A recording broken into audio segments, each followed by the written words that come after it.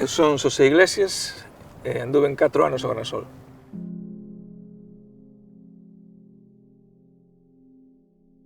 Eu fun de patrón, ganábanse moitos cartos, pero para min estar sin a familia tanto tempo era imposible, sobre todo nos barcos nos que andiven eu, porque eu andaba un pouco distinto que o Gran Son clásico. O Gran Son clásico, por exemplo, era salir da Coruña, unha marea de 16 días, 17 días.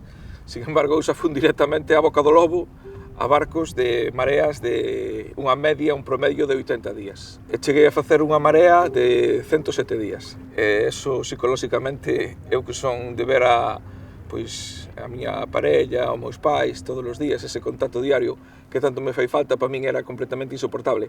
Ainda así, fun quen de aguantar 4 anos que foron os que me fixeron falta para comprar o barquiño que teño actualmente, non? Que son verdadeiramente feliz.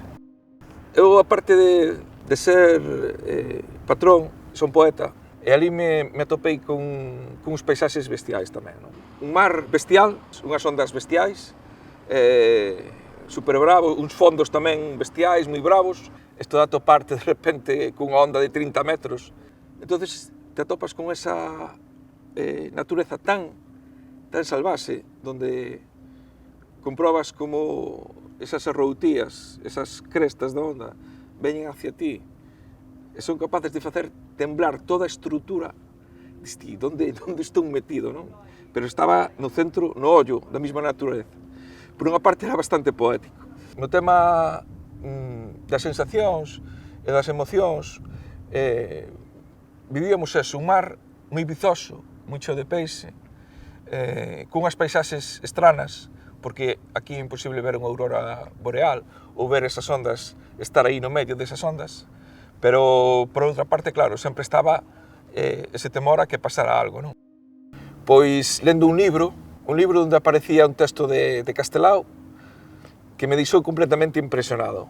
E con esa idade, non sei, tería 13 anos, me empezaron aquelas as vaguas, que me iba a dicir a min que a min me iba a pasar algo semellante, non? E o texto de Castelao di isto, non? Nunha rúa dun porto lonsano do norte, un mariñeiro que fala francés tropeza con un mariñeiro que fala inglés.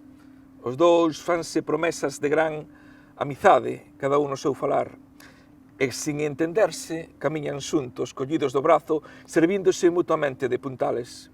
O mariñeiro que fala francés e o malo mariñeiro que fala inglés entran nunha taberna servida por un home gordo. Queren perder os sentidos xuntos para seren máis amigos. Quen sabe se despois, de ben borrachos, poderán entenderse. E cando o mariñeiro que fala inglés xa non rese co seu corpo, comeza a cantar. Lanchiña que vas en vela, levas panos e refaixos para a miña Manuela. O mariñeiro que fala francés arregalla os ollos, abrázase o compañeiro e comeza tamén a cantar.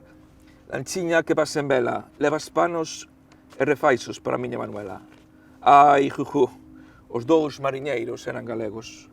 O taberneiro, gordo como un flamenco de caste, veu saír os dous mariñeiros da taberna e pola súa faciana vermella escorregaron as vaguas. E despois dixo para sí nun laído saudioso: Lanchiña que vas en vela, tamén o taberneiro era galego. Non sei se foi o segundo día de estar amarraos ali en Galway, entrou un barco escocés pequeniño. Penso que salta o peirao un rapaz cuns cabelos loiros. Queda mirando pa min e me di en inglés: Hey, are you working on that Spanish fishing vessel? Estás traballando en este barco español? Eu disse, yes. E me di, this ship comes from northwest of Spain. Este barco provén do noroeste español. Eu disse, sí. Amigo, fálame en galego, son o fillo do churreiro de Musea. Aí estaba a historia de Castelao, no tempo, ese neno lendo esa historia, e despois ese Xosé adulto atopándose prácticamente co mismo nun porto irlandés e aprendendo unha vez máis do que é a realidade vital do galego, que sempre ten que andar polo mundo para poder sobrevivir.